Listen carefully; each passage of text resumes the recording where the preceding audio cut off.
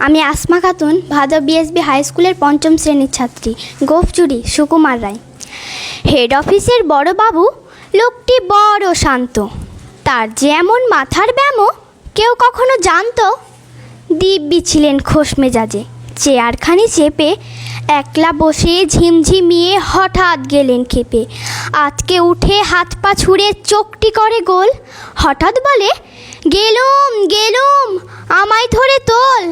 তাই শুনে কেউ বদ্যি ডাকে, কেউ বা হাঁকে পুলিশ, কেউ বা বলে কামড়ে দেবে সাবধানেতে তুলিস।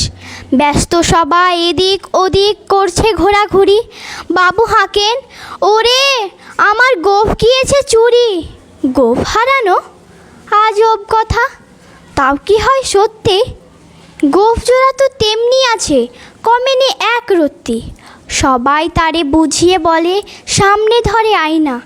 মোটেও গোঁফ হয়নি চুরি, কখনো তা হয় না। রেগে আগুন তেলে বেগুন তেড়ে বলেন তিনি, কারো কথার ধার ধারি নেই, সব বেটাকে চিনি। নোংরা ছাটা খ্যাংরা ঝাঁটা বিচ্ছিরি আর ময়লা, এমন গোঁফ তো রাখতো জানি শ্যামবাবুদের গয়লা।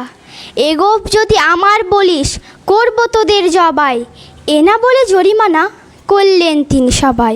ভীষণ রেগে বিষম খেয়ে দিলেন লিখে খাতায়, কাউকে বেশি লাই দিতে নেই, সবাই চড়ে মাথায়। আপিসের এই বাদরগুলোর মাথায় খালি গোবর, ইচ্ছে কর গোঁফ জোড়া যে কোথায় গেল কেউ রাখে না খবর।